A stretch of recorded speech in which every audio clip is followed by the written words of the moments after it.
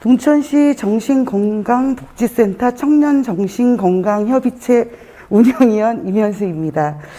저는 이 자리에 청년정신건강협의체 운영위원으로도 참석했지만 사실 다양한 직책을 가지고 있습니다. 이렇게 멋진 사진과 함께 제가 올린 거는요, 직책이 많은 걸 자랑하려고 하는 건 아닙니다. 제 나이가 어느새 50을 넘었는데요.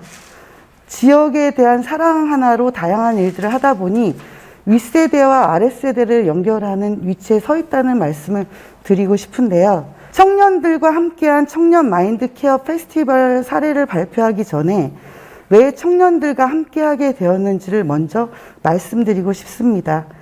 동두천에서 나고 자라고 동두천에서 생업을 꾸리는 중년으로서 내고장에 대한 사랑으로 다양한 활동을 해왔습니다. 28살부터 제가 동두천에서 사업을 시작했으니까 지금 25년 세월을 지나가고 있습니다. 이렇게 왕성한 다양한 활동을 하면서 강하게 자리 잡은 문제의식은 동두천은 변화에 느리다는 겁니다. 이건 기성세대를 비판하려는 의도는 아닙니다. 우리도 모르게 그렇게 되었다는 것을 말씀드리고 싶습니다. 그래서 제 활동은 자연스럽게 아랫세대와 많은 교류가 있었던 것 같습니다. 제가 뭔가 할 수 있는지에는 청년들과 함께 하더라도 청년들과 꼭 함께 생각을 해보고 해야 되겠지, 활동을 해야지 라는 생각이 늘 자리 잡고 있었습니다. 사실 이전에는 청년들과 함께 하더라도 사적 모임이나 제가 회장으로 맡고 있는 평화로 적십자에 국한되었었는데요. 이러고 있던 차에 청년정신건강협의체를 구성하는데 도움을 달라고 요청이 왔습니다. 그래서 제가 제안을 했습니다. 그동안 수많은 협의체들이 구성되었지만 기성세대들로 구성되어 정작 당사자들의 생각이 반영되지 않는 구조로 이루어졌다고 생각을 했습니다. 그래서 지역의 청년들과 함께 구성을 하자고 했습니다. 이렇게 구성되어진 것이 청년정신건강협의체입니다. 정신건강복지센터 축제는 공식적으로 간하고 직접 연결되어 청년들과 함께한 사례였습니다. 저는 사실 매개자 역할만 했지 오늘 제게 발제를 요청한 것은 바로 그 매개 역할을 중요하게 생각하신 것 같습니다. 감사합니다. 동천시 정신건강복지센터는 동천 시민의 정신건강 증진과 자살 예방, 정신장애인이 재활 서비스를 지원하는 기관입니다. 사실 이 기관이 우리 시의 필수 불가결한 점은 동두천시 자살률이 굉장히 높기 때문입니다. 2020년 동두천시 자살 인구는 10만 명당 36.4명으로 경기도 1위입니다. 더욱 심각한 것은 다른 도시들은 2019년에 비해 줄거나 상승폭이 그리 크지 않은 반면 동두천시는 28.4명에서 크게 증가했다는 점입니다. 이 수치를 보고 있으면 정말이지 우리 시는 지금 당장 뭐라도 해야 합니다. 센터에서 청년정신건강협의체를 구성하게 된 가장 큰 목적은 위에 말씀드렸던 대로 뭔가 새로운 변화된 프로그램이 필요하다는 것입니다. 새로운 프로그램이 하나 있다고 해서 자살률이 당장 낮아지는 것은 아니지만 새로운 프로그램으로 시민과 마음으로 소통해야 한다고 생각했습니다. 당연히 청년의 생각과 작년의 생각과 경험보다 통통 튀는 청년들의 생각을 함께 해야 합니다. 그래서 정신건강복지센터 청년정신협의체의 구성 목적은 다음 4가지였습니다.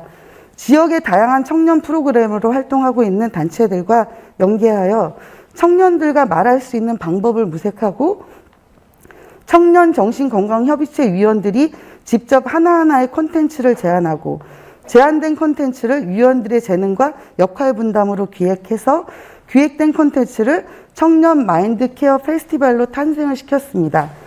그렇게 하여 동천시에서 활동하고 있는 청년 단체와 청년 관련 관팀이 협의체 구성원으로 동참하게 되었습니다.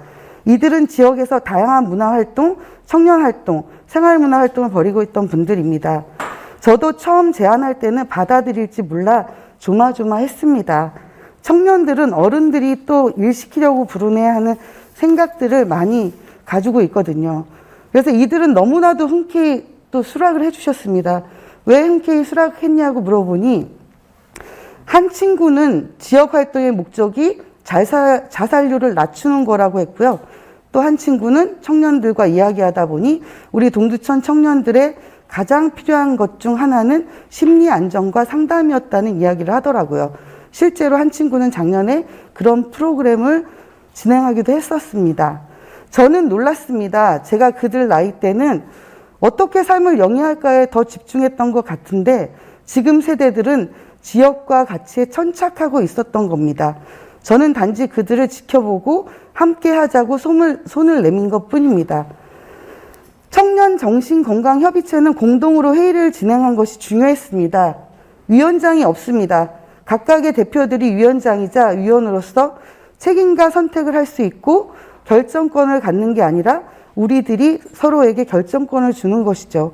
그리고 책임도 함께 질 수 있도록요. 요즘 젊은 세대들에게는 이게 굉장히 중요합니다. 저는 청년들과 함께한 경험이 제법 있어서 그런 것을 잘 알고 있었는데요. 어떤 의사결정은 청년들의 성향이 그래서 맞춰주는 개념이 아닙니다.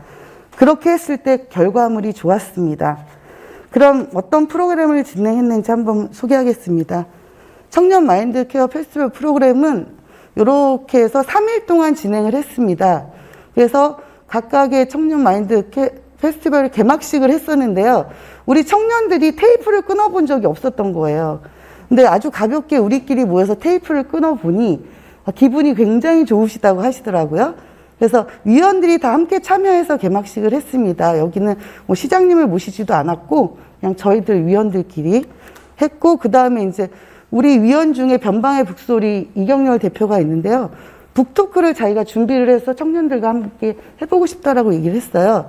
그래서 이렇게 진행을 했고, 그 다음에 또 심리 안정을 위해서 이제 힐링 테라피도 준비를 해봤고요.